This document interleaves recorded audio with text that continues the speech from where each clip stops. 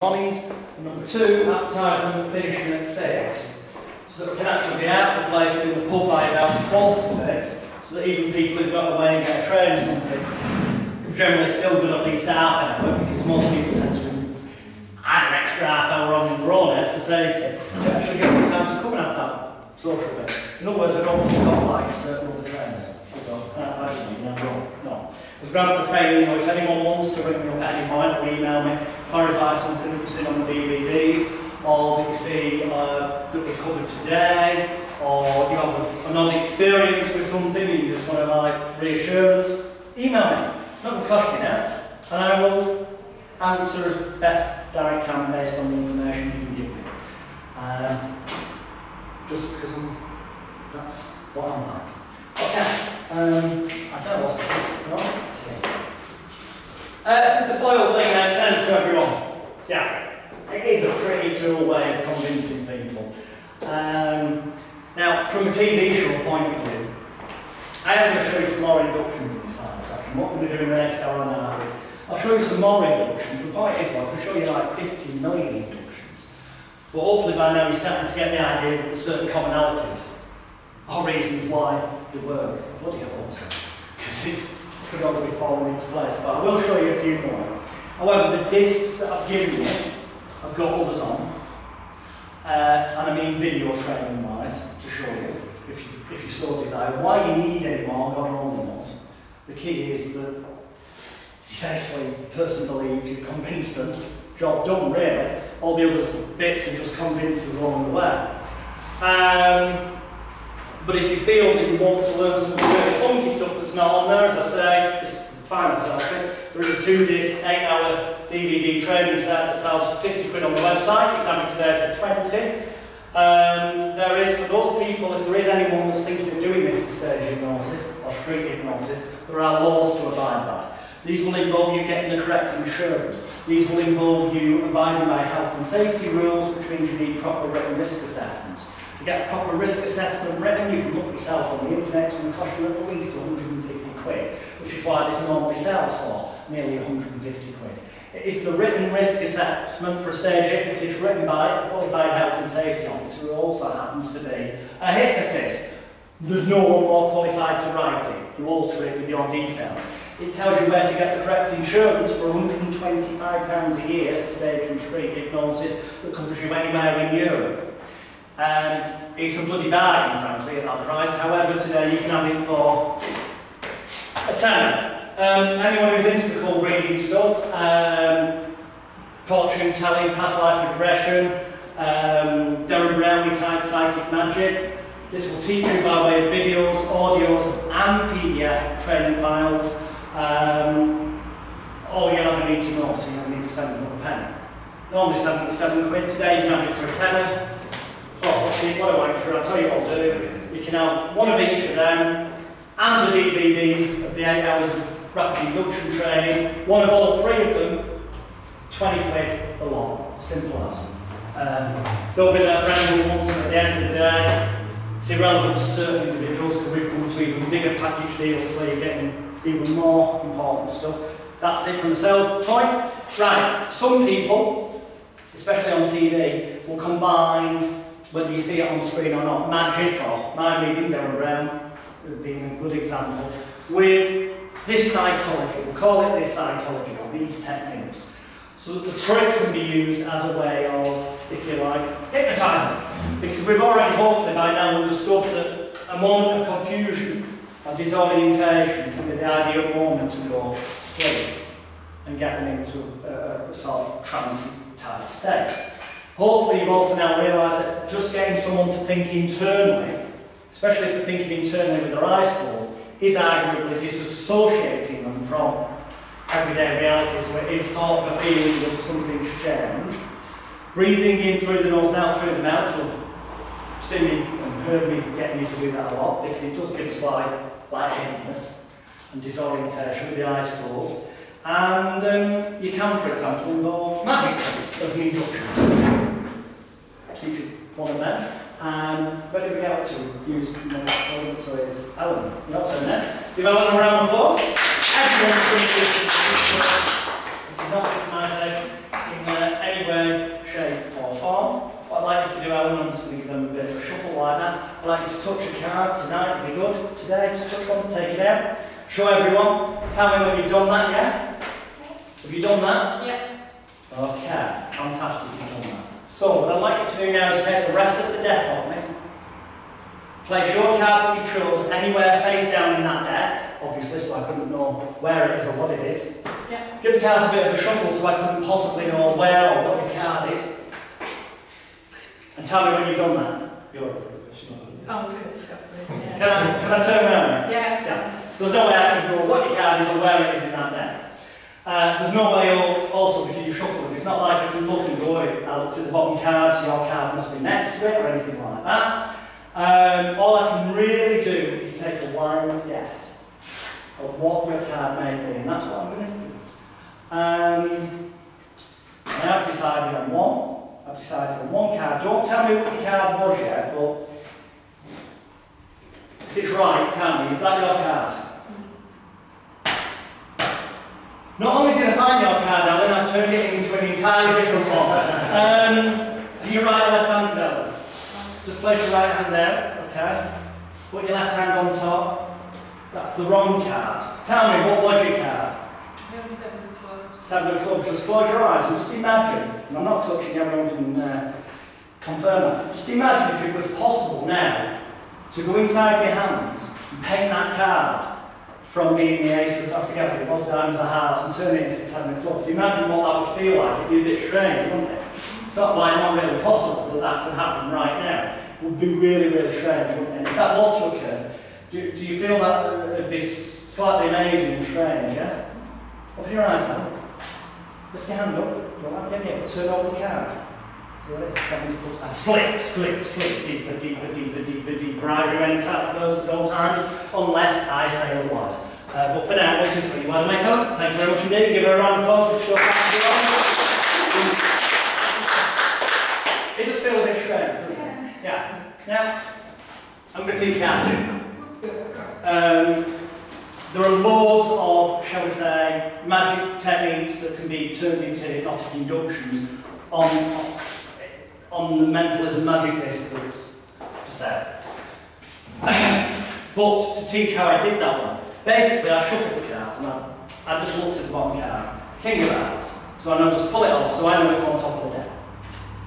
Basically the key is I knew what the top card was, so in this case it's King of Hearts. Now there's several ways of doing this. The short way, which is my way, which is touch a card, today be good, take one, okay. King of Hearts, show everyone it saves time. Yeah, which felt like a totally free choice, didn't it? But the thing is, if I do it with the King of Hearts face up on the deck, rather than face down, so that you can see where the King of Hearts is, obviously it's not going to work as well, so you wouldn't be doing this normally, but it'll kind of explain what's going on. Can I borrow you guys a second?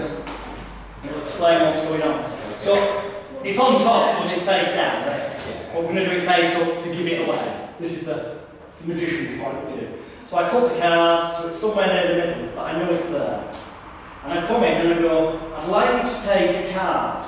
Today would be good, just take a card and you're going to bring your hand forward and I'm literally going to push that card into your hand. Now, that was blatantly obvious, it was face up. You knew it was going to happen, yeah? But if we do it with it face down, remembering that you've just seen what I'm doing, and it's much better when it's done on someone who doesn't know what you're doing. Just take a card today, you go in, you come step, okay, just take one. Try one to think about it, yeah? But it feels natural, doesn't it? It feels natural. But doing it face up again in slow motion, what I've really done is I know it's on top. I've cut the card so it's somewhere around the middle, and I keep my finger in there, it's what we call breaking magic, but basically I've just got a wedge, so I know what it is. And I know that that is the King of Hearts, and I'm just spreading these very slowly near the top and going, I want you to take a card. I'm not near enough to you to do it yet. Then I'm going to go, take one tonight, please. In other words, do it now. Just go on, just take one. And as they bring their hand in, I'm just going to literally put it into their hand. Now I'll take some balls, because it does sometimes to take one card. So, what I suggest you do instead, when you're starting off, is, and I'm not going to let you know what card it is, I'm going to clock on, is to just use a technique such as saying, just say stop, Stop. You could have stopped there at the ace of clubs, you didn't. You stopped there at the queen of spades, is it, I think? Yeah. Queen of spades, yeah. Yeah. And now, all that's happened here is I know it's on top, we'll do it face up, and I say stop. Stop. And they say stop. So I'm going to show them that and say you could have stopped at the queen of diamonds. But as I say that and take these cards away, I'm going to pull that card off the top and let it go into that half. So what they think is where they've stopped is actually the card that was on top of the deck. So it's like, say, stop. Oh, you could have stopped here, but there you stop, take your card. And it's the one you know what it is. So you already know what card it is when they get it in their hand. That's stage one. Stage two is this turn your back stuff. At the end of the day, it doesn't matter. Once they've shown it everyone, it doesn't matter where they put it, shuffle it, because you know what card to look for. So when you get them, you say, you know, I can't know where it is, I'm going to take a guess. And what you do is you just find the queen of spades in that example, and you take one card above it, cut them to the top. We're going to show them the ace of hearts. And we go, I've got one card, is that your card? And they're going to go, no. So they think the trick's screwed up. So at that moment I go, not only did I find your card, and I look them in the eyes, they're looking at me in the audience, not only did I find your card and turned it into an entirely different one, and what I've done in that moment is I've changed the card to the queen of spades. Because in that moment that they're looking me in the eyeballs and not expecting anything, I literally just go, not only did we get your card, we turned it, and I'm literally, this is the movement, switching two cards into an entirely different one, and I get rid of them in my pocket. So when I give you the card in your hand, it's already now the queen of spades, but I get them to close their eyes, that's internalisation. Imagine what it would be like if the card could change in your hand, that'd be strange, wouldn't it? But they've got to say that, it bloody would be strange. So when they open their hands and they turn it over and see it change, that's the one shocking confusion. You can just grab the wrist and slink, slink, slink, slink, and jerk it around a little bit and tap them on the back. And does that make sense? It does around the cross, it goes back to so you can combine magic tricks, you can combine mind reading, you can combine chemicals. There's so many different ways of creating. I mean, you can do daft things. Let's before we teach you a couple more in English, let's try show them here. You're next, you know, so give you a round of applause, take a sec. What we're going to try and do is, in one, we're just going to help you into a relaxed state, okay? It's going to be like there's a television screen here, in your mind's eye, albeit your eyes are going to be closed. And it's going to be like one thing is going to really focus on that TV screen. And you're just going to get a sense of a feeling of that. Does that make sense? It does, yeah? Fantastic. So just take a nice deep breath in, close your eyes down, imagine that TV screen, remember it, that's fantastic. We're going to take something entirely random, and we're just going to get them to touch a card. It really doesn't matter now because he doesn't even know what it is, I don't know what it is. Your eyes are closed so you can possibly know. Show everyone that one card. Don't out loud say what it is, but it's okay, yeah? I'm going to place that in my pockets. There's no possible way, unless, with your eyes closed, you're able to develop some kind of X-ray vision, which would be really strange, wasn't it? But as deep breath in, just imagine that when you open your eyes, you've got X-ray vision. I've got one card in this pocket here. Open your eyes. Imagine that TV screen you've seen in your mind. What card did you see on that before? Queen of spades. Queen of spades. Seriously. Take out the one card. Take out the card from the pocket. This gentleman picked, totally randomly. Show everyone what it is, we'll go mad with applause for you. It's the Queen's spades. So, all you could at that moment go and sleep, because it's the disorientation, the confusion, the weirdness moment, the moment to do it. How was that done? I had the Queen of Spades on the bottom of the deck. You have your volunteer sat there, and you say, in a moment, I'm going to get you to imagine a TV screen in front of your mind. Does this make sense to you? Yeah? Does this make sense? In other words, I've told him, remember that bloody card. One card's going to appear on that screen. Does that make sense? The moment he said, yeah, I know I can go up to the other person, get the card to the top, and in whatever manner I choose, whether it be the cut and place it in the hand, which is what I did, or whether it be the on top and then say stop and pull it off. So that I know they get the Queen of Spades, it goes in the pocket. Apparently they get X-ray vision. They're amazed at everyone else being amazed by it because you told them. If there's any level of being impressed, for the person here, it's that person actually picked that card. So it's like two different tricks going on, two different realities. The audience is like, well, it's X-ray eyes, but to this person it's, well, that person picked that card. So they both have a sense of amazement, and you can take that moment and say sleep. That makes sense? Cool. That's enough of an example, I think, of how you can use magic. What's that? That's a great trick, that is. On the discs. Right.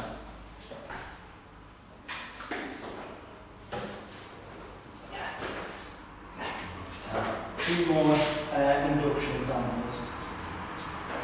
Got wrote down here, eyes glued together, rapid method. Well, we covered earlier on this, your guaranteed eye lock. Remember that? Looking at the hole. At that moment, all you need to do is literally rotate the head and say sleep. Any of those suggestibility tests can be turned into an induction. Right. Which ones of these would actually everybody use in the field? Yeah, guaranteed locked hands over the face technique. That's a good one. So we're now up to you, sir. Yes. See that? Fantastic. We're just going to save time. We're not going to go through all the preamble, but just get your hands in the position that was for that guaranteed locked hands. So you go up to them and you say, try and separate the more, try, the more you stick, blah, blah, blah, blah, blah. Turn that into an induction. And go up to them and say, the moment now, take hold of your wrists. It will not bother you, worry or concern you. It's just a sign and a signal to relax more. You should keep your hands together and take hold of the wrist.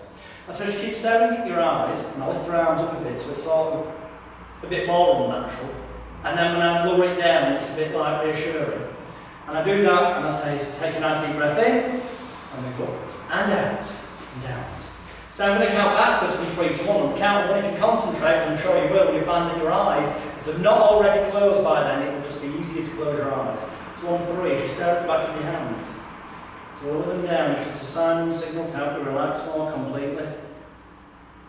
On 2, with every breath that you take, every noise that you hear, every word that I say, feel yourself drifting down, sinking down, on 1, just sleep, relax, deep, shit up, nice one, drifting down, sinking down. 1 to 3, wake your eyes and chat. There's an element of disorientation, but the key part about this is the shoulders get knackered after all that preamble. So when you're lowering down the arms, there is a genuine feeling of, thank God for that. And then unexpectedly, you pull the arms apart, confusion, and go to sleep. So you've got a few elements all together to give that confusion. Does that make sense? Hopefully, yeah? You can see it on the list, yeah? Fantastic. Thank you very much. Indeed, it's worth clapping. What's clapping your own, something or throw your fish. Okay.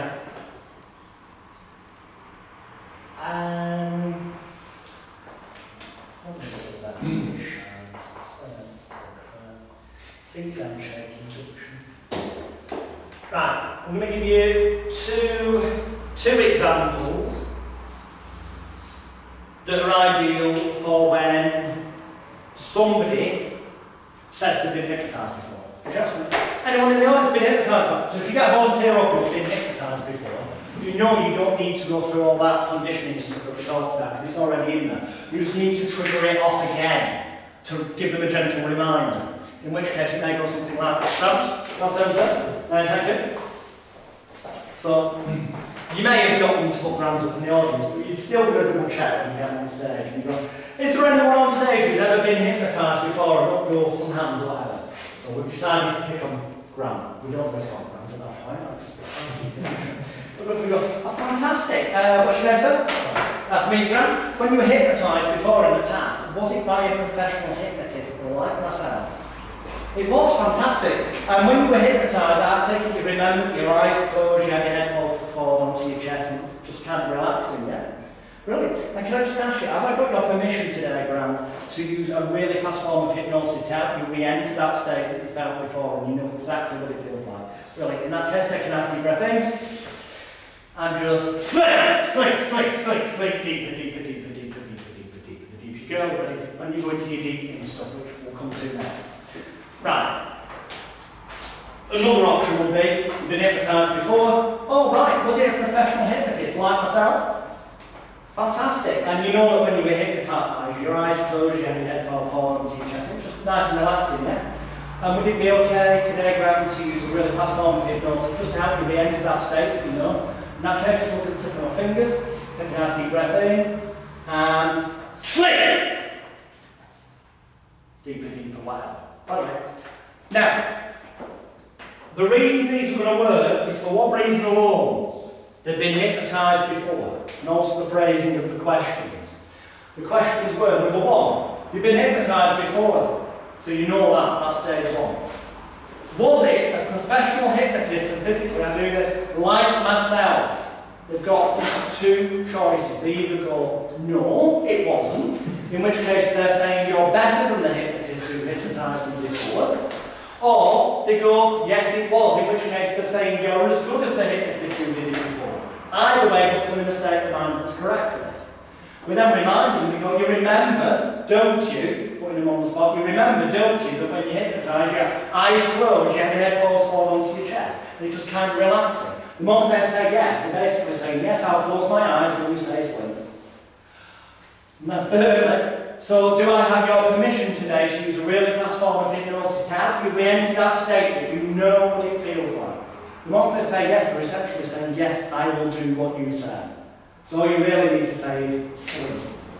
Now, it can be nice to add to that, we'll have hold of the wrist, and then go, oh, fantastic, in that case, take a nice deep breath in, and then when you come to say sleep, you bring their arm into their body so their elbow knocks the air out of the chest, which is slightly disorientating, and then gently tug forward if you tap them on the back and go sleep, all in one fluid movement. It just adds to the sensation. It's not necessary, because they've already agreed they're going to go under. You could technically just do in that case sleep, could have agreed to react correctly. But it's nicer if there's a bit of still a bit of that magic there. Fingertip thing you did, I've seen that done before, so can you only do that on a second induction? Or? No, there's a similar technique which we'll come to in a minute which can be used when someone's not been hypnotised before. But in this context, it's just to get them to stare at the fingertips, and obviously you move them once so you get that 45-degree angle. And then when you say sleep, you're going to bring the hand in, and they feel as though it's coming towards their face, but you're actually going to go past the face, which causes a slight draft. But they very quickly want to close their eyes because no one wants to hand them at the face. Plus the fact that they've already said they're reacting now, and they've been hypnotised before. Does that make sense? Yeah? Thank you, Grant. Cheers. Bloody hell, was that round of applause or somebody put the chips in? Oh, they're all coming out now. Oldies but goodies. Yes, well past the tell by day. Right, okay. To answer the... Yeah, there is a technique that a guy called John Sabone in America claims to be his invention. And I suppose it's as much his invention as the seesaw induction is completely original to Robin there.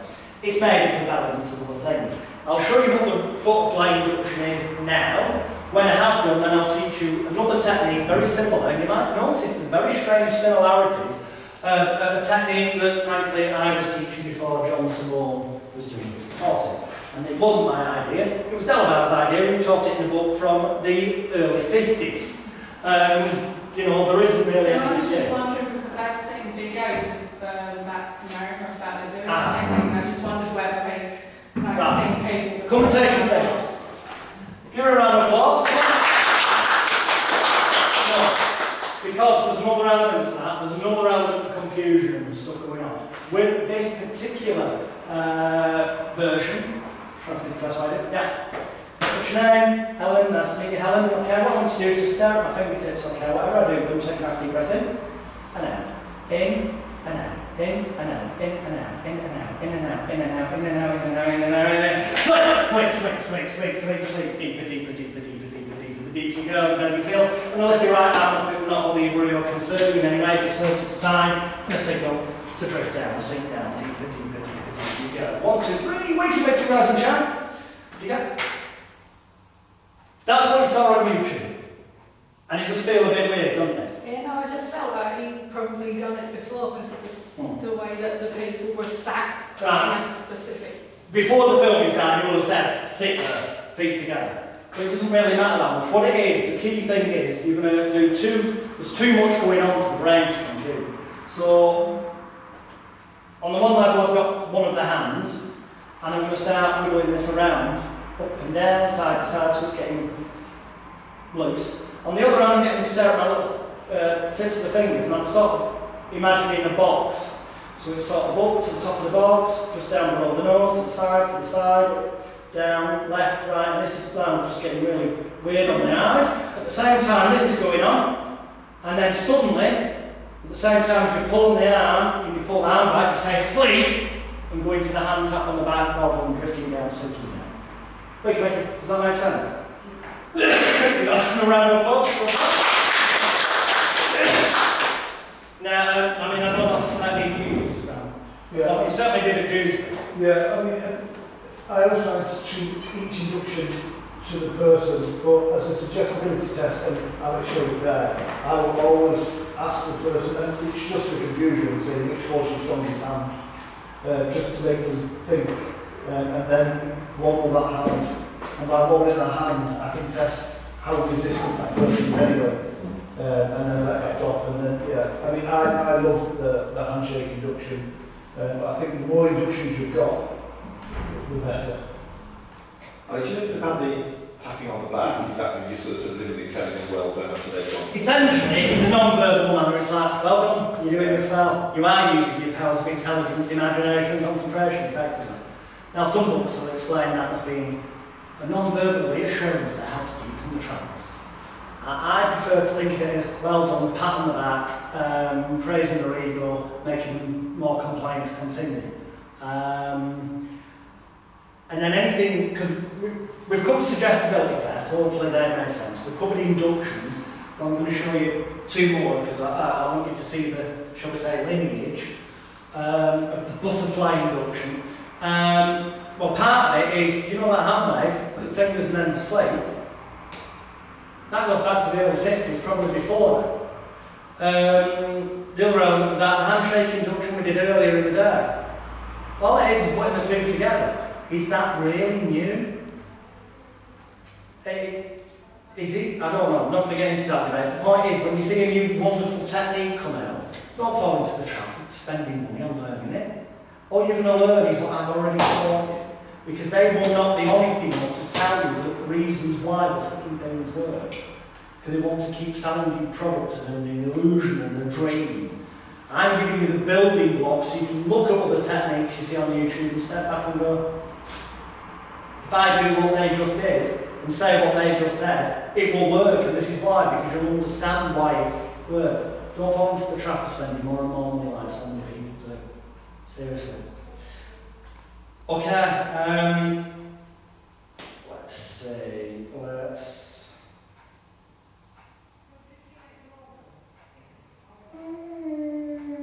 yeah, screw it.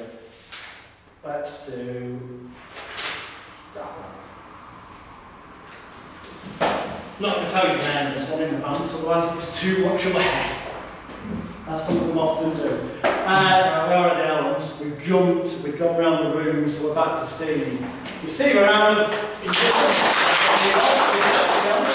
stand up, Steve, right? Walk this way. Fantastic. Okay. Feet together, hands by your side. Look into my eyes. Look around the eyes, into the eyes, look around the eyes. Nice deep breath in. I'm going to count from 3 to 1 on count, but if you concentrate, as I'm sure you will, when you feel yourself falling gently forwards towards me, I won't let you fall and hurt yourself. In fact, to make sure you remain upstanding, we can just find you some cheating, so close your eyes. Nice deep breath in and out. 3. The deeper you go, the better you feel, and the better you feel, the deeper you go. With every breath that you take, every noise that you hear. 2. Feel yourself like, come on, fall in, fall. Sleep, sleep, sleep. You shoot yourself, man. That's the equilibrium. Remember, the people you're doing this on are not being subjected to everything we've done today, hence it's more powerful. It's sort of the opposite of the drop back induction, essentially, which is you've still got them in a pivot, but it's about getting them off balance this way. Rather than the gentle fingertip from the nose backwards, we're going to do it on the side of the head to temples. But we're not holding tight, because they could feel like, no, fuck that. It's a gentle movement, and that gentle movement, the more gentle, we tend to follow it non-verbally. But if I was to do that and your body started moving that way, your eyes would move this way, and you'd no longer be looking in my eyes. That would give the game away that you're moving forward. So, as you staring at the bridge of their nose, apparently their eyes are doing that. As you see their head move forward, what you do is lower this knee down. So your eyes are still in line, so it appears that they haven't moved. So when you do get to the count of one, they're actually in that position that they're in, and you can stand up, and they come to the shocking moment, not on the same row, as you go in and go, and sleep, and you hold them up. Or, if you're wanting to, you can then put your arm under this one under that arm, and twist them down to the floor gently. Thank you, Steve, for some falling falls induction. That is, these are on either on the disc I've given you or on the disc that in that package we're on now. Now, one that is definitely not, a couple of them that are definitely not on the discs that I've given you, just because I hadn't personally myself used them by the time I did the training event that's on the disc that I'm giving you. But I did recently, I'm not saying I have the balls to try the techniques and use it. It's more a case of just thinking, okay, I'm going to give it a go. Can I get stuck in the ways of it? Obviously, you find something that works for you, you can go with it. The confusion being the kid. Keep that in mind with this one. Round of applause. Fantastic. You right left-handed? Left. Your left, okay, so that is your left, which means that one right there. So if right is left and left is right, what I'd like you to do is just look left, look right, look left, look right, look left, look right, look left, look right, and go sleep, deeper, deeper, deeper, deeper, deeper, deeper, deeper, deeper. You can stand. And I'll let you go, you will not fall down, your legs are stiff and rigid. Stiff and rigid, that's fantastic. And it's literally 1, 2, 3, wide awake, open your eyes. I can't believe you're still being compliant even though you know what's going on. That's what always gets me, people still remain compliant even when I've told you not to bother. That just goes to show how much more powerful things are than people that don't know, and that is okay. Left, right, left, that's left. It's talking complete lots of waffle. But you do get them to look left, look right, and they're doing that, and then just suddenly, because there's a physical movement, just suddenly, you've got to time it, otherwise you're going to headbutt them. When it's the one direction, suddenly pull them towards you and you go sleep. And it's just a total loss of equilibrium, it's a conscious sensory overload, which is how a guy called Gil Boyne, who came up with that technique, and if you go on YouTube, you might be able to find Gil Boyne doing it. You'll certainly see me doing it numerous times on those discs. But if you search for Justin Trance in America, his show reel, his stage hypnosis show, you'll see him use that particular technique a hell of a lot to put people under at the start of the show. Because it does work. Even more so when it's someone who doesn't know what's going to happen. Even more so when you've already done some kind of suggestibility test, you've taken them down the garden path already. Does that make sense? Yeah, any questions so far? Or? No? Cool, right? This is working well then. Right.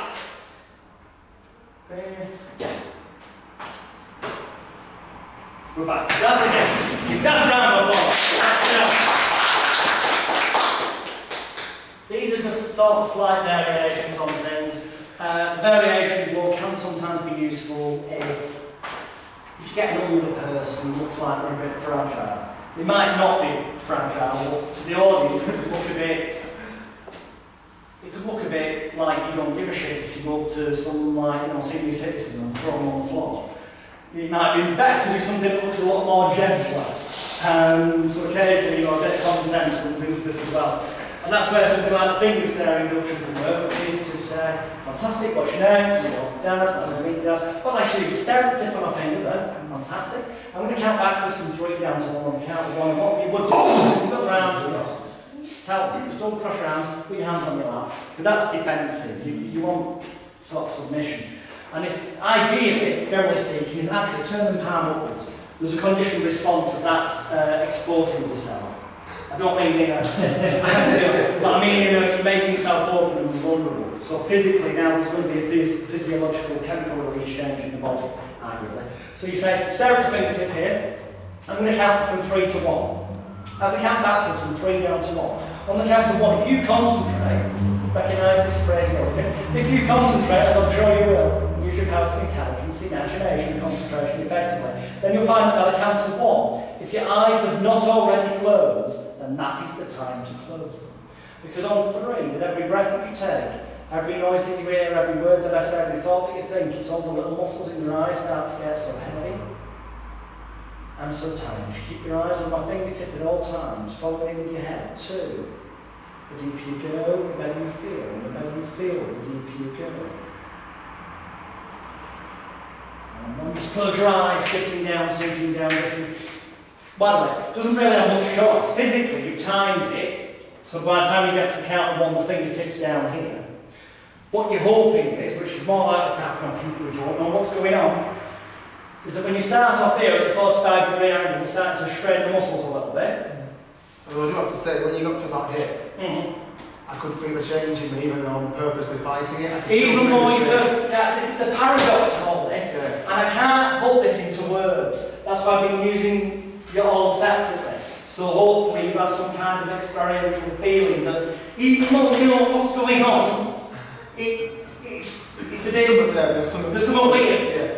And there isn't, because when you analyse it consciously, no, it's because not only am I, I've got the 45-degree angle, but as I'm counting backwards, not only am I moving my finger down, so you're going to follow it that way, but I'm moving it in to get the cross-eyed effect. So it is training now. It's when you think of it consciously, but when it's happening, they can attach to that this is the magic, that is hypnosis occurring.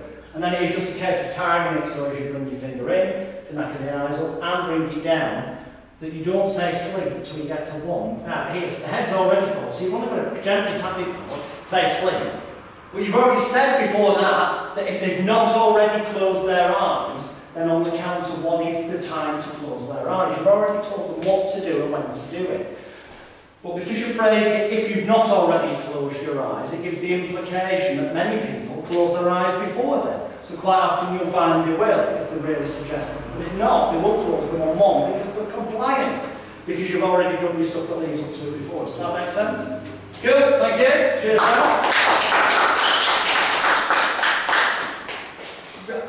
I'm not going to mention names, but there severely are people that do a weekend training course, 2 days, and all you would be able to do at the end of it is the magnetic finger thing that we talked about earlier. The light and heavy hands, and the handshake induction, maybe a handstand. And that's all you'd learn in 2 fucking days. And you would walk away having no understanding of why it worked, other than you could go and do it. I promise you, I'm telling you, these are the building blocks that you don't have to spend any more money. Simple as. Okay,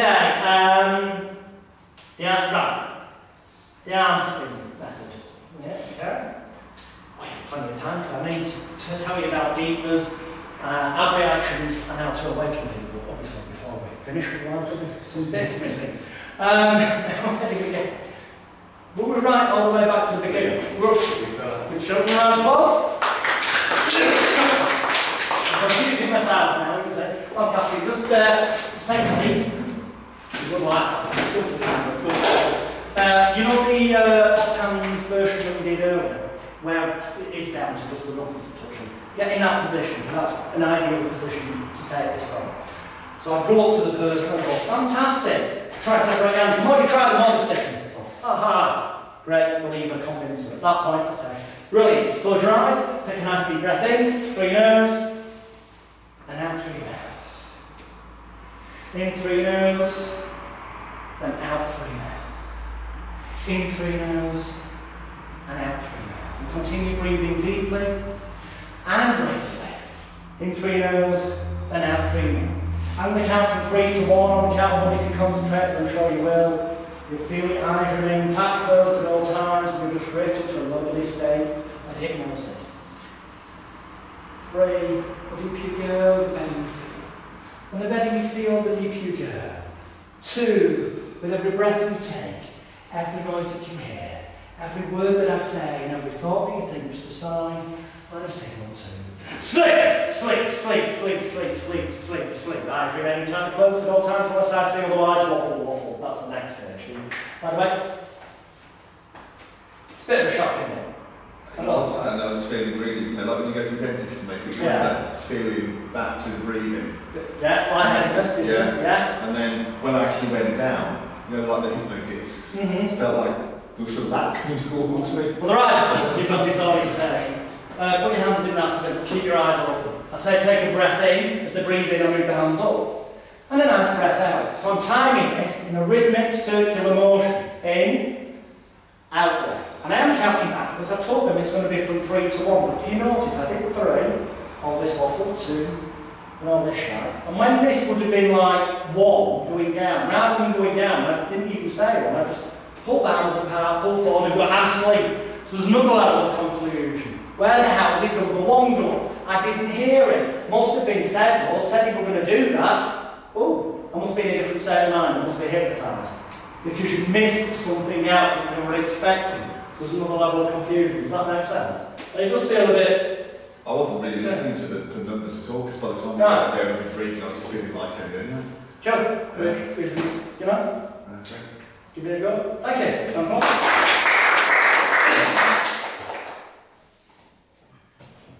Right. Arguably, you could call this a reverse arm. I call that the arm spin method. You could arguably call this the reverse arm spin, or as I actually do in the course notes, I call it the body flop induction. It's practically the same thing-ish. Well, the end result's the same, it's just a different position. So, see, so? What we do with this is we get feet on the floor, palms upturned, that's fantastic.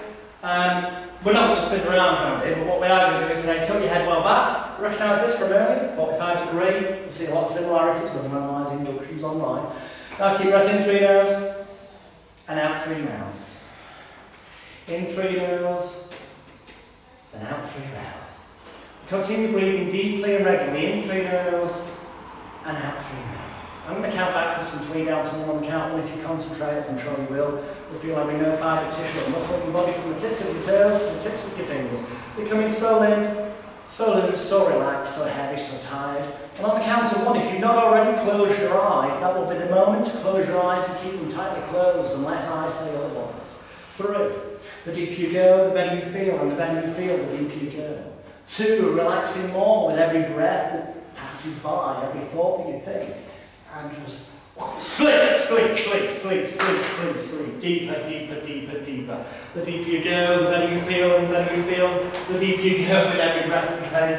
Every noise that you hear, every word that I say, will lift your right arm, it won't bother you, worry you, or concern you. Just silent signal to drift down, sink you down.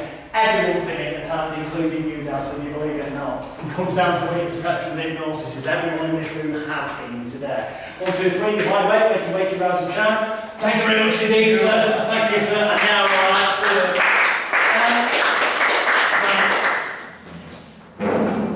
I can do this with an invisible subject. The similarities were that as you get the person to breathe in, you sort of release pressure on the shoulders and let them move up. As they breathe out, you kind of push down gently. So you're getting that rhythm going. So after a while, without saying anything, that's regulating the breathing. So you can slightly slow it down a bit, that movement as you're talking.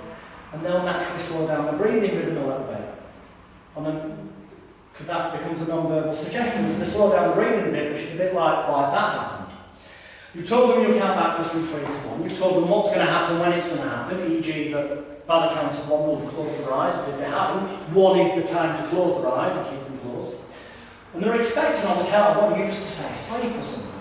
What they're not expecting is that you've got yourself in this position where your hands are on the shoulders, but you lean down behind them so that your shoulder can push their body forward, and at the same time as they feel their body forward, that same moment, which is a bit unexplainable, because surely if you're pushing them forward, how can your hands be doing something else? If you're pushing their body forward, both your hands can go and sweep their hands off their lap. So they feel them falling down, so there's so much physical movement going on that they can't consciously analyse it. There's brain overload, as you give them the reassuring pat on the back, keeping your eyes tightly closed, drifting down, sinking down, and then going to your deep breath, which is where we're leading up to now. Does that make sense? Yeah? Any questions at this point? Because frankly, other than one final induction, which I'm going to teach you, which is for those occasions where you may want to waste time getting people to stare at the spotlight or whatever, other than that, you don't need any more inductions than that. The truth is I've taught you about 20 if you include the suggestibility test and the fact you can say sleep at the end. Why you would ever need, won't crave or desire for anymore. If you did, just go on YouTube, find, see something somebody's doing, and then remember the building blocks that I've given you. And remember that that's why it works. And then as you say what they say in the way they say it, you do what they do in the way they do it and transmit it before you believe it to work, then it bloody well will. If the person believes you are a hypnotist and expects it to work, which is where all we talked about this morning becomes so pivotally important. Yeah? Makes sense? Cool. Here's a really quick way. I say right, the old stereotypical thing we see on black and white movies. That's the hypnotist, and he's got a row of people on chairs, and he's got them there, and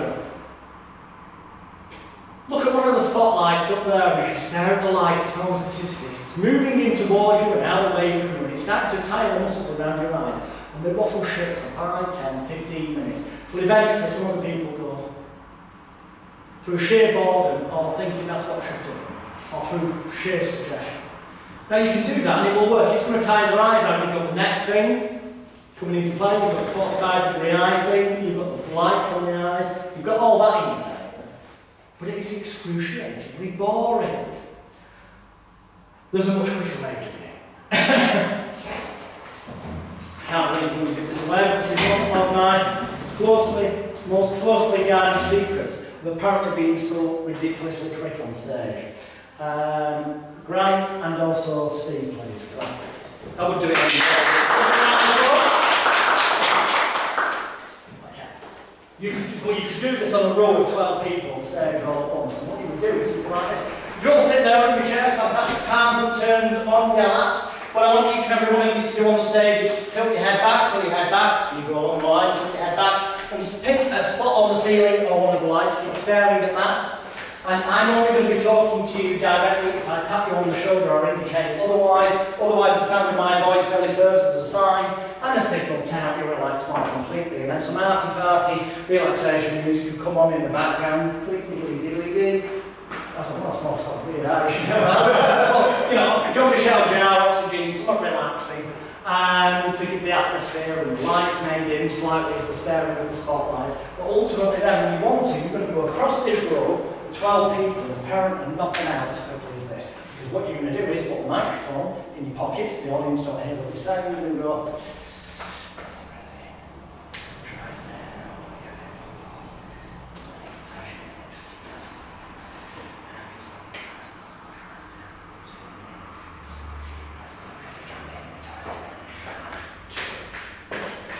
so you end up with, say, all 12 or 16 people in that position on stage, which I believe to an audience looks like you're hypnotising. After a certain length of time, however long it takes to do all 12, maybe a couple of minutes, you then say, I'm talking to everybody on the stage now. You should keep your eyes tightly closed at all times unless I say otherwise. I continue only to be talking to you directly if I tap you on the shoulder or indicate otherwise the sound of my voice serves as a sign and a signal to help you relax more completely. You then one by one you go to random people and go and just open your eyes, lift your head up, follow me, walk this way, and you're going to go straight into a drop back induction. But to the audience that looks like you're taking them out of trance and put them in. The truth is that drop back is going to be the induction. The audience don't realise that. Because all I've said to the people, now imagine I've got the microphone, what I've said to them when I come up to them is, just close your eyes, put your head forward. I'll come to you in a minute and I'll hypnotise you. Just as long as you keep your eyes closed for now, you can be hypnotised. That's it. I basically told them, close your eyes, keep your head forward, just so long as you do that, and I will pick you to be hypnotised later. But to the audience it looks like they've already gone under. And then you can do a real induction later, which they won't be expecting, it becomes more unexpected. So therefore it's going to be more powerful than unexpected, if that makes sense, yeah? Give this gentleman a round of applause. In a stage hypnosis point of view, if all else fails, and I'm not going to say that, I'm not going to mention any hypnotist name, I'm not going to say who may have done this at some point, but no, I admit it on see, on a stage thing, with a short distance, if you whisper in someone's ear, they can't really hear what's going on in the audience. You've got the microphone here so they can hear you, when you pull it away and whisper, it doesn't get picked up. So, if you get a particular night where people are not being that responsive when you give them suggestions, which we'll come to in a minute, then you may feel the need to pull the mic away and do this apparent, close your eyes and just go, just fair, mate, just close your eyes, keep them closed, do whatever I say for the rest of the show and I will give you 50 quid today. Nod your head if that's a deal. When they nod their head, they're agreeing to do whatever you say in exchange for 50 quid. I know what you're thinking, that could be expensive with half a dozen people on stage. No, because you're never going to give them the money. And this is... because at the end of the show, when you come to awaken them, you're going to go through all this, we'll count from 1 to 10. I'm talking to everyone. When we count to 10, you'll instantly be wide awake and go through them. 1, 2, 3, 4, 5, 6, 7, 8, 9. And then, when you say 10, which you told them is the time you're going to open their eyes, you suddenly go on 9, lighter and brighter, and in a few moments' time, you're going to realise one final thing when you leave this stage. You'll be convinced the hypnotist offered you 50 quid to take part. And the more the audience tell you it's not true, the more you really believe it was. Tell you what, mate, don't wake up like left me fucking money. You leave the stage, mate. They'll go back to the audience and they will be going, he offered me 50 quid. And the audience will be laughing their heads off at this night. Because they think it's a comedy suggestion that you've given them. This is called dual reality psychology. So the more they go, no, he really did it, because we have to make it, no, we've been watching.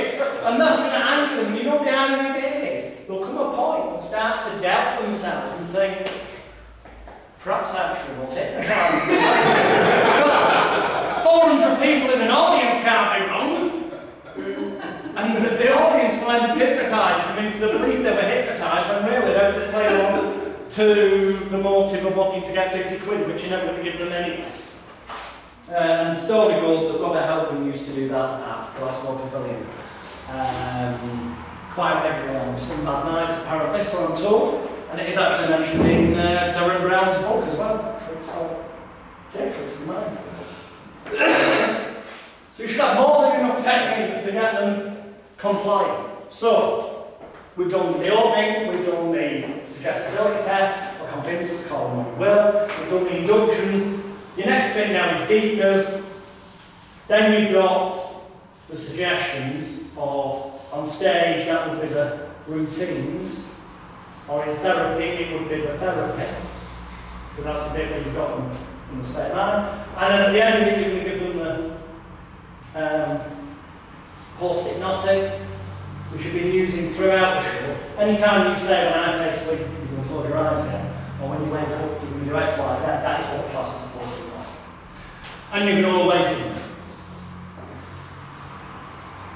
Once you know both bits, which you will do in about 10 minutes' time, you know how to do a stage hypnosis show.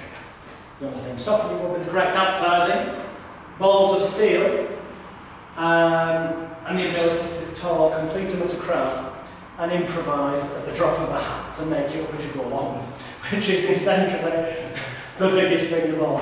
But deepness, don't get too caught up in this. As I said before, it doesn't matter. There's no such thing as light, medium or deep trance. They're either compliant or they're not. But if you do believe suggestion may work, it's certainly good from a presentational point of view, because maybe people in the audience that expect to see it, and lift up their arm and say, when I drop it, you sink down deeper.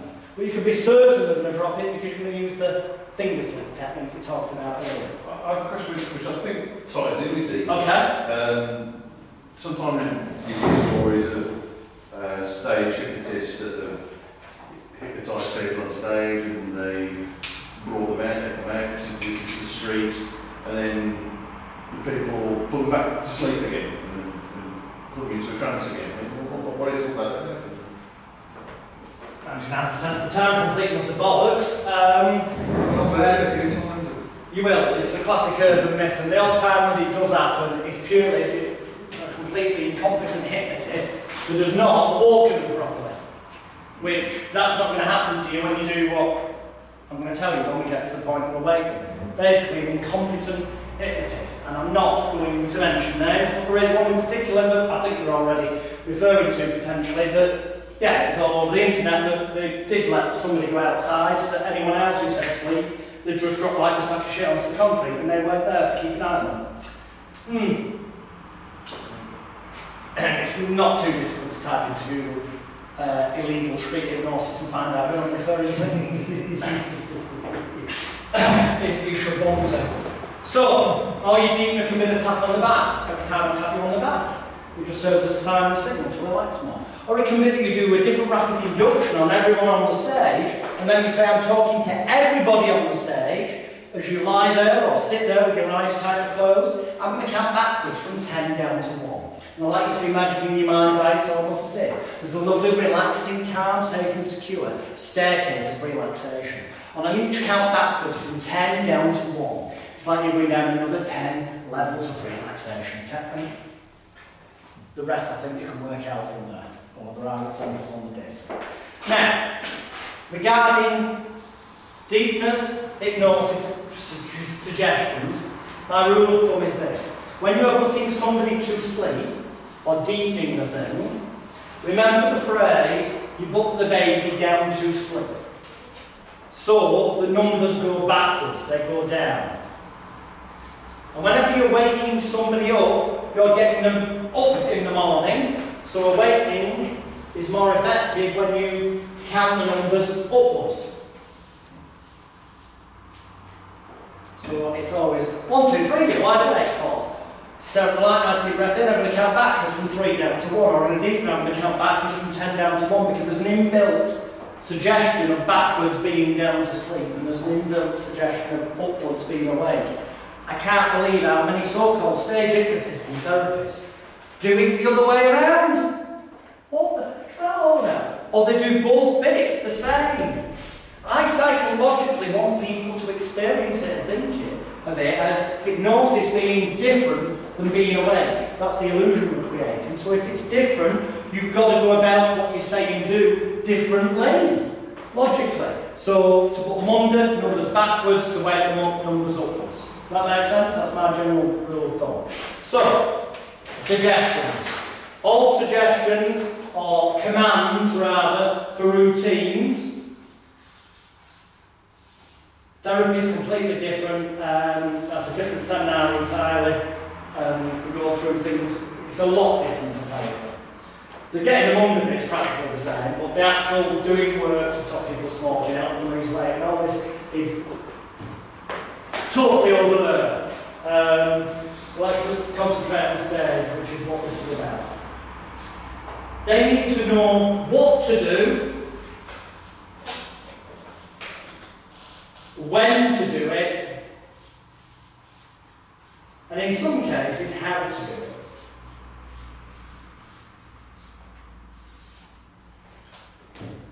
Now you can leave that open to interpretation a bit. So for example, you might say in a few moments' time when I awaken you, whenever I say the phrase bananas, bananas, whenever I say that phrase bananas, bananas, that very moment, that very second, that very instant, it'll be almost as if you can smell the person next to you has dropped the most horrible, goddamn, smelliest fart. It's almost as if they've shit themselves. You'll not be physically sick, but you'll react and you're not too happy about it. But you will not become violent. Always put that in. You don't want people blaming people. That's where common sense and health and safety comes in. That's covered on the course notes. Please do look at the health and safety stuff. You are legally obliged to do so. UK law, well, any law, duty of care, negligence says you must have been aware of the potential dangers and make sure that you do that which you can to avoid them occurring first. All the information you need to do that is on the disc I've given you. So I'm covered legally. It's now down to you to look at it so that you're covered legally. But you tell them what to do, so they're going to react to what someone's started, when to do it, when you say the phrase bananas, bananas, how to do it. Well, I love that phrase in a way that feels right for you. But sometimes you're going to be more specific, especially if you're in a country where you don't know if they know. Again, we go back to Barbados. They didn't, not Barbados, it was Bahrain, where they didn't have a clue who Elvis Presley was at this venue. Yeah, I know, you couldn't make it up. So when I said, by the way, when the music started, I'd said they're going to be playing the guitar, this inflatable guitar up there, like Elvis, and they just sort of, they may as well have been playing a classical recycle, because they didn't know who Elvis was. So you've got to make sure they know what to do, and that it makes sense to them. If in doubt, ask them, say, do you know who Elvis is? You do, fantastic, take a nice deep breath in and sleep. And then give them the suggestion, make sure first, that way it avoids it screwing up. If you can use prompts and music, It makes it a more sensory, rich experience. In so much as they've got a prop to play with, it's easier for them to act the part. And that's what I'd say they're doing. They're becoming unpaid actors in mission performance. So, you know, I'll give someone an inflatable guitar, tell them the artist, at least they've got something they can do that with. Or, you know, I'll give them a feather duster and tell them when the music starts, they're conducting an orchestra. Well, they've got something physical in their hands. So not just having to do that, it makes it easier for them to do it. They can feel more relaxed about it, it's more believable to them. And the music makes it easier. That can be a big suggestion in itself, you know.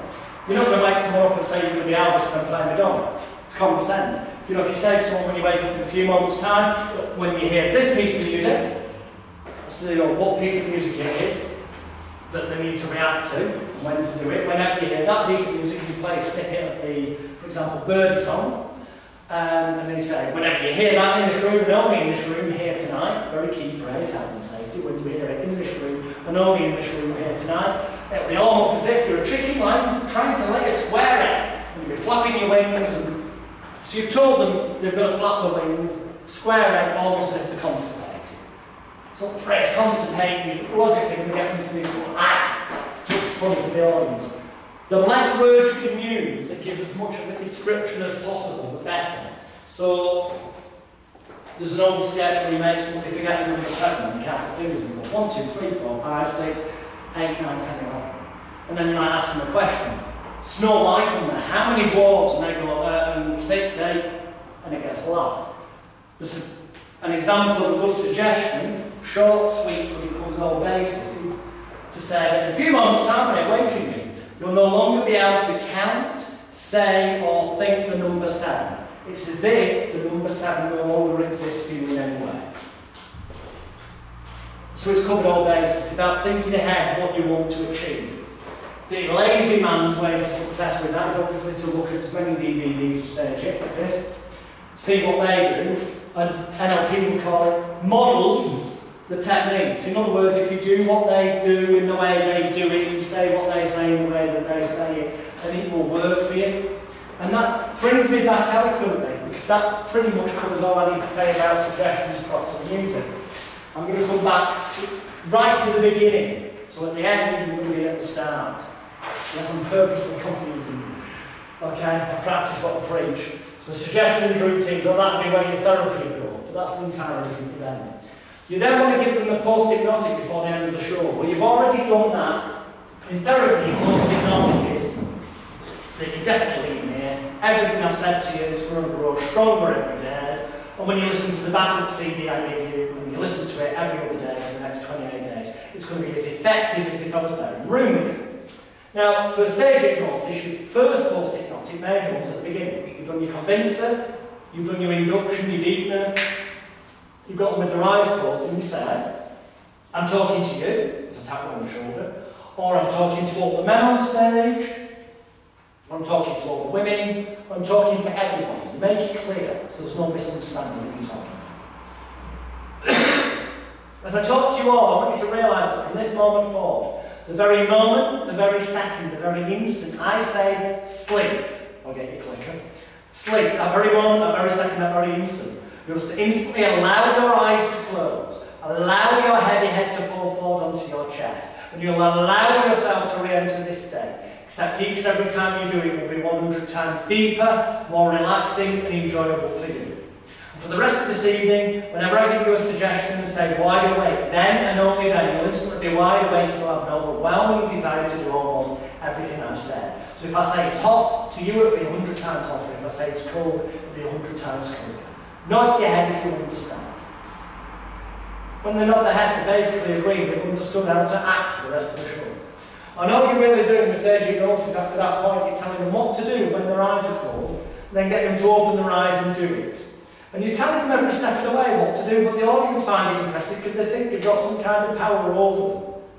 And yet in truth, you're just telling them to do things and they're doing it. When you step back and actually look at it, it's not that fucking impressive at all. It's actually a bit of a crock of shit.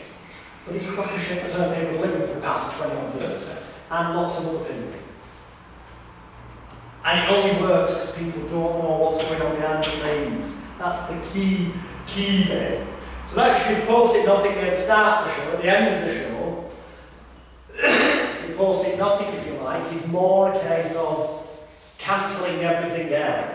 It's the fact that everything I've said to you in this building here tonight, or wherever it is, so if you're on a beach, everything I've said to you on the beach for the past half hour is completely cancelled out in every way. It's almost as if the computer banks of your personal laptop computer are being wiped clean, so you're exactly as you were before we met today. Not yet, if you understand, that's acceptance, consent, which means that will become now reality.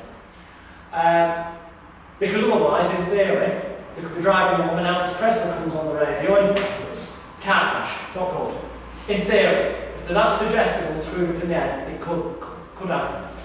And then you awaken them from trance, which is the numbers go upwards. So an example of an awakening, there's a script on the disc, the line literally does go as you heard earlier. I'm talking to everybody on the stage now, I'm going to count from 1 to 10. On the count of 10, and only on the count of 10, you'll instantly open your eyes. You'll be your normal self in every way. Everything I've said to you here this evening will be completely cancelled out. As on 1, you realise it's almost as if everything I've said is completely cancelled out. 2, 3 and 4, really happy, delighted and fulfilled with the part you played in this evening's show. 5 and 6, lighter and brighter, almost as if a huge weight is being lifted off your shoulders. 7 and 8, almost as if every nerve, fibre, tissue and muscle in your body, from the tips of your toes to the tips of your fingers, is being washed with pure spring water, revitalising, re-energising. 9, it's almost as if all the stresses, tensions, worries, fears and apprehensions of days and weeks, months and years gone by are leaving your mind and leaving your body right now as you find that superhero within you. On 10, you're wide awake, making ranking, rise and shine. Ladies and gentlemen, give them a huge round of applause. So that's another ego boost at the end, just going back to the audience. That's one approach to waking them up. Or you could tell them all, in a few moments' time, you're going to hear this final piece of music. A bit of music plays. And when you hear that piece of music, you will be at the World National Spastic Disco Dancing Competition. This is a good routine now, you've got later. The World's National Spastic Disco Dancing Competition. You're really proud of your moves, you've not had any lessons, it just comes fluid, it comes natural to you. And you know, the more outrageous your moves, people may find them outrageous, but you know they are the best in the Spastic Dance Championship world. Not yet, if you understand, fantastic. However, you realise that the very moment, the very second that you're dancing and doing your best to win the Spastic Disco Dancing Championships, the very moment I tap you on the head, that very moment, that very instant, that very second, you will instantly and immediately return to full consciousness. You'll wonder what the heck you're doing. Everything I've said tonight will instantly be cancelled out. You'll be your normal self in every way and you'll feel better than you did. Not yet, if you understand, that's consent and proof on camera that you've told them. Wake them all up, start the music. Starts, right? And one by one, you can casually, as you're getting last without walk up to someone and just tap them on the head and go, wide awake. You wouldn't do anything daft like that, would you? You'll see the look of shock on the face, which is gets a laugh, you send them back to the audience, round of applause for one tail on the bottom, and then you look to someone else who's doing a suitable back dancer, tap them on the head, because you've told them what to do, when to do it, and made sure that when you do tap them on the head, they're fully out of trance, and you've told them that that means everything's cancelled out and they're back to normal. Does that make sense? I'm not advising you to do that routine, but that is the kind of thing I do. And it is very, very funny. It is very, very, if you dare do it.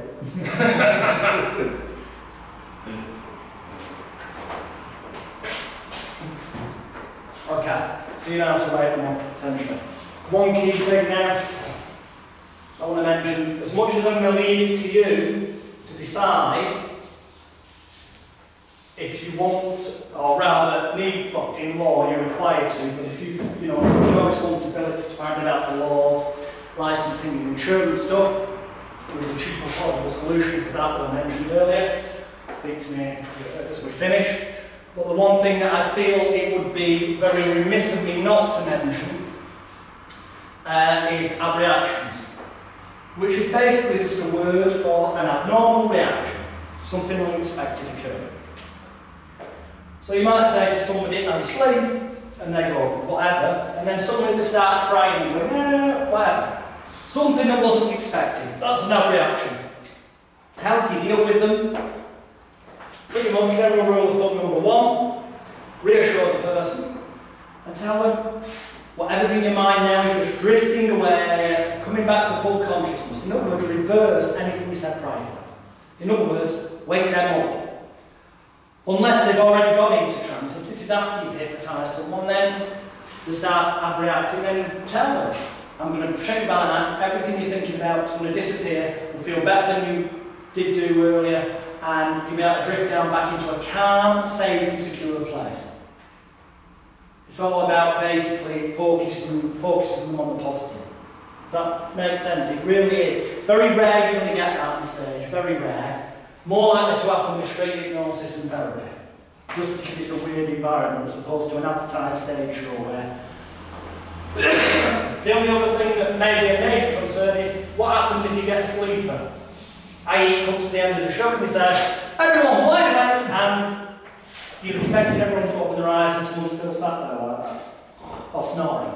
Because that's one or two of my shows in the past. Well, they're an attention seeking.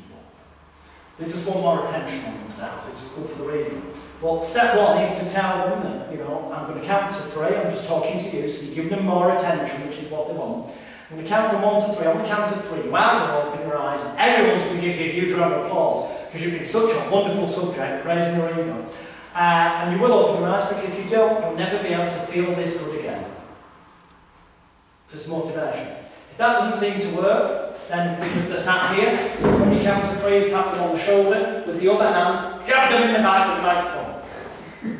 Allegedly. Did I say that? I'm joking. No, it has been known. I'll tell them that when you tap them with a pen on their arm, they feel that it's a red hot poker. 1, 2, 3, and the moment you do that, because they might think, for all I know, he's going to use something really hot, they will just go, ha! And open their eyes, at which point, get rid of them quick. But within the law, because you have to stay at the venue for at least 30 minutes afterwards. Laws and that, as I say, covered on the Magic Show Business Distance, available afterwards.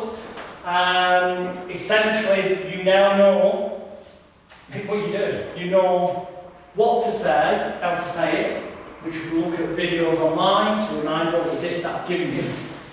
You know that suggestibility tests are essentially convincers, but by the same token, there can be inductions just by leading into saying sleep. You know more than enough inductions.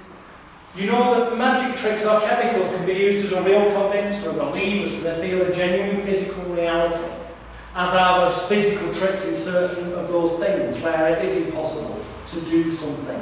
So they come to believe that's happened because of your words, so they're further down the garden path. You've come hopefully to understand that it is all about your confidence and the way you project that to the people, with the belief and the intent that what you're going to do is going to work, so that they pick up on that and think, it is said this, it worked, so this will work. And hopefully by now, you've realised that this is a really big paradox. The paradox is, on the one hand, hypnosis doesn't exist. It's human psychology, it's manipulation, it's the wanting the 15 minutes of fame and getting a round of applause, being the centre of attention. It's them being able to like the volunteer at karaoke and they know they can't sing. It's them having the excuse that afterwards they can go, did I really do that? Oh, well he made me do it, or she made me do it because I was hypnotised. I've got the perfect excuse to be a dick. And also to have their ego praised afterwards when everyone's buying them drinks, saying, oh, do you not remember doing that? And they can choose to go, well, yes I do, but I couldn't stop myself. Or they go, no, I can't remember, did I really? Either way, it's a secondary gain to them of having their ego praised even more and being the centre of attention further, which is what is really, really going on. Hopefully those that have got a therapy background realise this is, the hypnosis side is the same, to get them under, but what you do afterwards is completely different than therapy. Those that have done therapy will already be aware of that. Those that are getting my DVDs on therapy will very quickly become aware of that when we see the genuine sessions taking place on the disc. You'll see that it is somewhat more, shall we say, more scientifically sound and real than what stage hypnosis is. But that's the paradox in itself. How real or unreal is hypnosis? Because have I hypnotised every one of you here today into a certain belief system? So I can just come up to people, and you think you're fully awake, and you think you're fully normal. But if I say stand there, guys, and I say just put your right foot slightly forward, just about there, okay? A bit further forward, just look down at your foot, okay? Stare down, almost as though someone's got a nail and a staple gunning, nailing that foot to the floor. Almost stiff that on the count of 3. That foot, if you believe it and see that nail, will be a lot of blue welded cemented to the floor. 1, 2, 3, stuck fast, tight now, just try to lift your foot. The more you try, the more it sticks. The more you try, the more it sticks. Just try, the more you try. He moved his foot. Can't. Most people being compliant will not move this other foot. The reason being that when you get somebody in that position and the body arched over it, as long as you keep your hand on the back, your centrist, they're in that position. They're off balance, all the body weight's on this one leg, so they can't move it. Physically impossible. So what you can do at that moment then, once they've tried a bit and go, and you get the look on the face, and no, I can't move it, you can take your hand away because they're going to stop trying and go to them, well, when I tap your foot, you'll be able to lift it up. And all you do is gently push them back. But at the same time, you can take the hand and go. As you lift your foot up, your hand's stuck there. And then you believe, because it's like, well, that was real, so this must be real. And you can transfer one thing to another. So one thing grows on the other. Occasionally, you get someone who's the other foot. Just call them a cult. What if you do have to send somebody back to the audience? As we said, we covered that in the pre-talk, so you don't look bad. But one of the other things, now I saw Ken Webster do this for us, in Blackpool, credit to him. I have read elsewhere that similar things have been used by other people previously. I don't know how true, so I'm going to give the credit to Ken here. But an example is sort of saying to them, wow, you've opened your eyes. Great, you know, that only generally happens to the people that are more in control and can hypnotise themselves. So what I'd like you to do, place your arm out in front of you like that on the count of 3, just tap yourself on the face, say sleep, and off you'll go again. 1, 2, 3, and then go. You say, no, you've got to do it quicker and harder. 1, 2, 3, and you keep increasing it, so you say, shout it loud and hit yourself harder, and then you suddenly grab hold of the hand, pull them to the front of the stage and say, ladies and gentlemen, that just goes to show you don't need to be hypnotised to make a complete idiot of yourself on stage. Give her a round of applause to go back to the audience. They've got rid of. You've taken control of the situation. Everyone else who's volunteered has heard that and thought, I don't want to look daft like that. I better just do what he says. And you've heightened then everything we talked about earlier on. Does that all make sense as well? Fantastic. In which case, props, motion, separately, inductions down, reality ploy, we covered downright bribery. But yeah, that's where I was going. So-called waking hypnosis. Giving them a believer, a convincing, the foot stuck, and then you could say to them, when I tap you on the foot, you'll be able to lift it, but at that moment you take hold of the hand and go, and if you lift your foot, your hand's stuck there. Well, they're going to look at the foot, that's a distraction. So that's the confusion element. Arguably, that is with their eyes open, put them in a trance, but they will believe you. Which is slightly bizarre. Let's try this for real. Ellen, just take a seat here. Fantastic. This is no hypnosis involved. I'm going to do it with your eyes open. How do you spell your name, Ellen? E-double-L-E-N. E-double-L-E-N. What I'd like to do is look out there. Can you see through the window? Yeah. What can you see in the distance? Factory. Another factory. Fantastic. What I'd like you to do, Ellen, is just imagine your name here.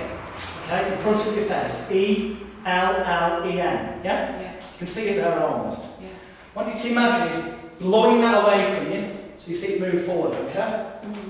Imagine that, and then imagine it going further forward so it's almost over the people's heads in front of you, yeah? Imagine blowing it further forward so it's near the window in front of you, yeah? Now just imagine blowing it that hard that it goes outside the window and you can see it outside the window. Yeah? Now blow it so it's so far it's like in the distance where that factory is. Can you imagine that now? Now blow it so that this time it goes that far, it's just gone, you can't see it, it's gone. It's gone, yeah? It's gone? Yeah? It's gone, hasn't it? It's gone. What's your name? Just try to say your name, it's gone. It's gone. The more you try, the more it's on the tip of your tongue, but it's gone. It has gone completely. The more you try, the more it's just gone completely. It's really, really strange, it's really strange. It's strange until I tap you on the head and it just pops back and you can say it off your tongue. It's back. What's your name? Trust me, it's back. It's back now. Go and say it. Ellen, give her a round of applause.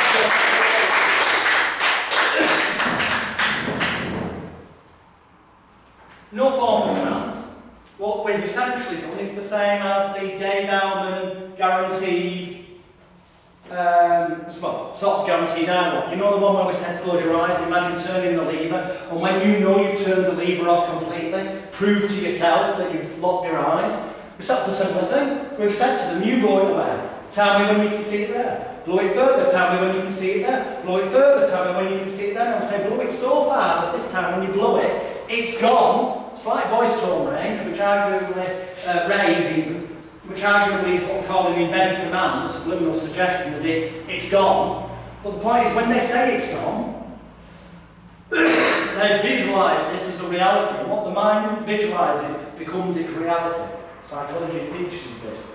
So when they say, yes, it's gone, that's the moment you go, yes, it's gone. And we just do this across their eyes. For no logical good reason other than it's confusing. Yes, it's gone. And then we say, just try to say your name. The word try, Emil's, Q's, Laura's reversed effort. When you say try to do something, it implies you're not going to be able to. The fact is they shouldn't be able to anyway, because if they were suddenly to say their name, that would be admitting that they had not blown it away further enough. So they'd feel that. But the sensation of not being able to say yeah, is somewhat rather strange, isn't it? Yeah.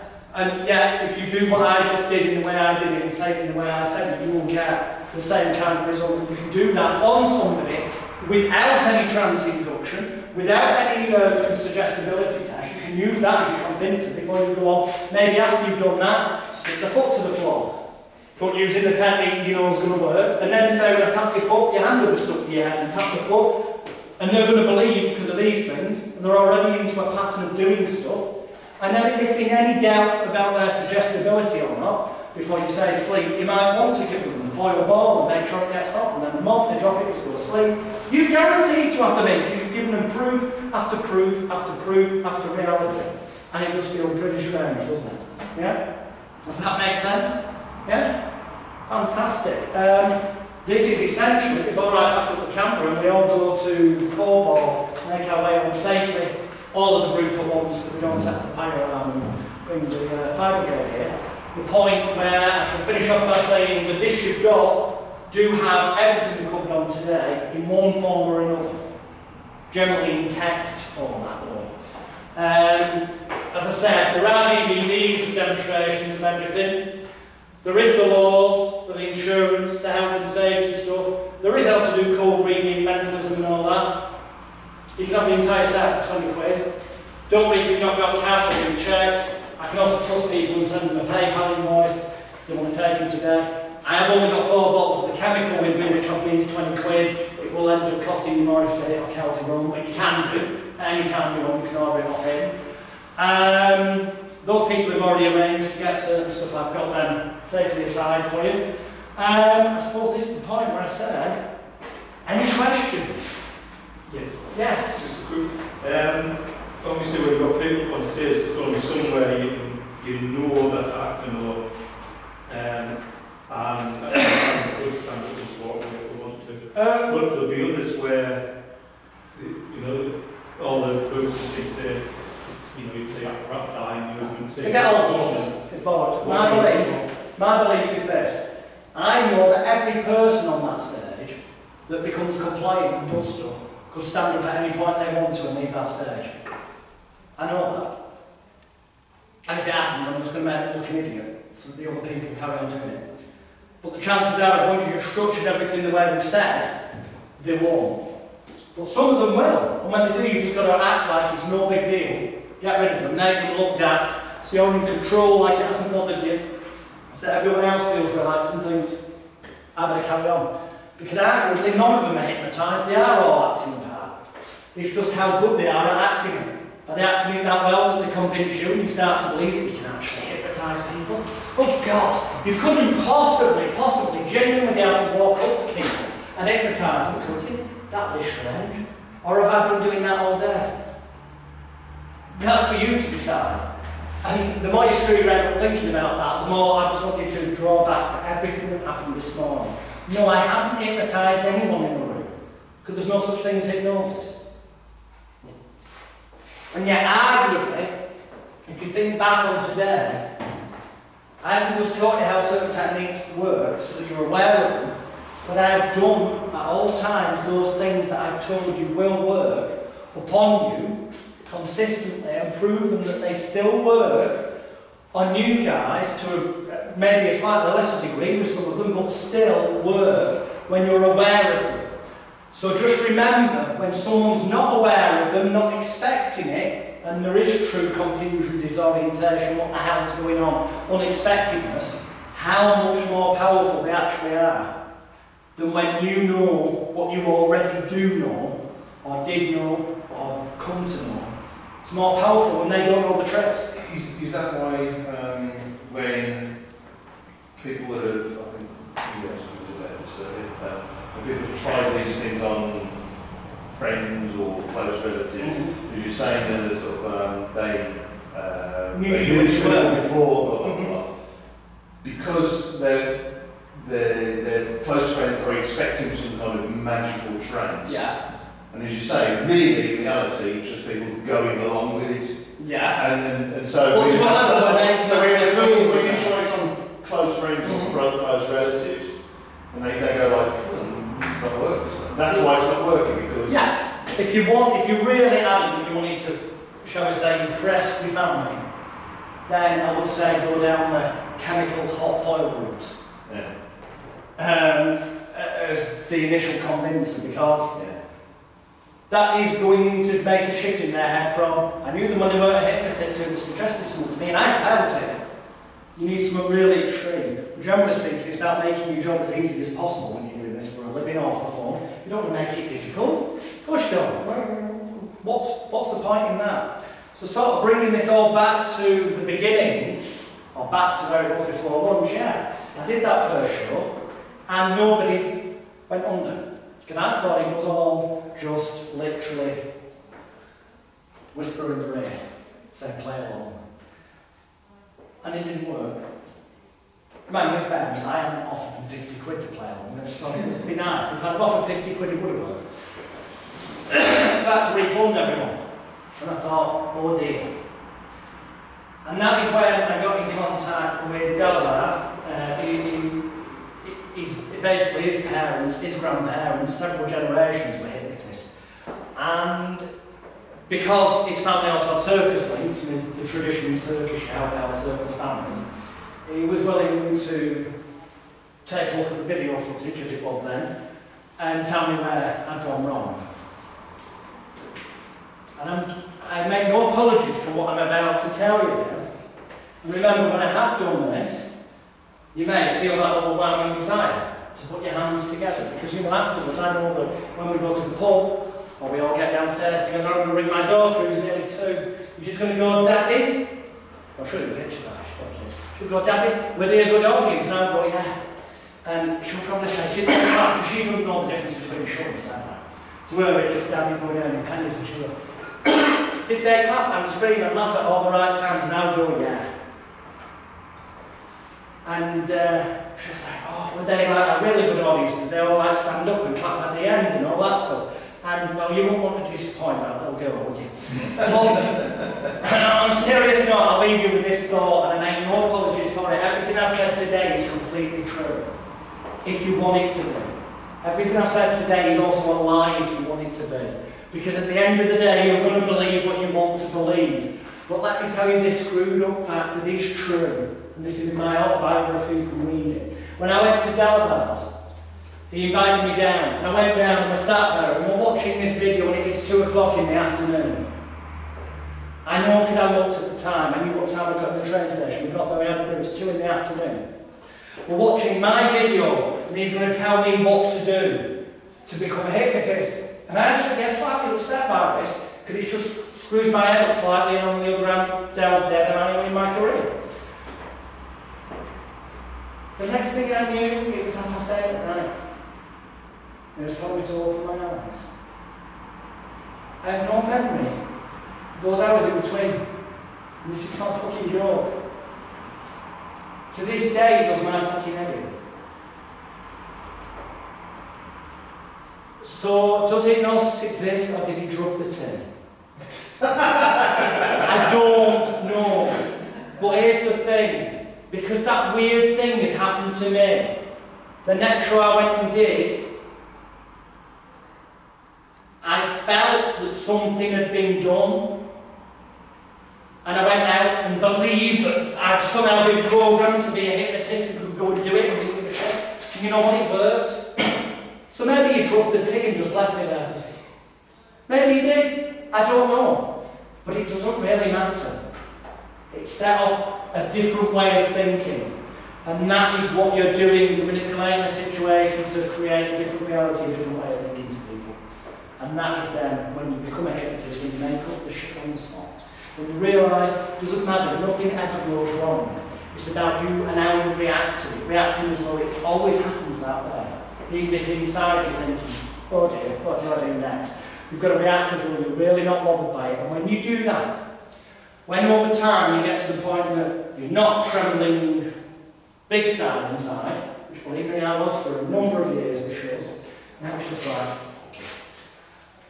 Unless it's on live TV. You know nowadays live TV is even easier. The people want their 15 minutes of fame if they volunteer. It's the easiest environment ever on television. Especially if it's TV presenters at the times here, the times for the presenter wants the show to be good. It is really that simple. Then, when you put all that together, and you practice talking shit, then you'll be, essentially, a hypnotist. On that note, my name's Jonathan Rowe, you've been one of the audience, thank you.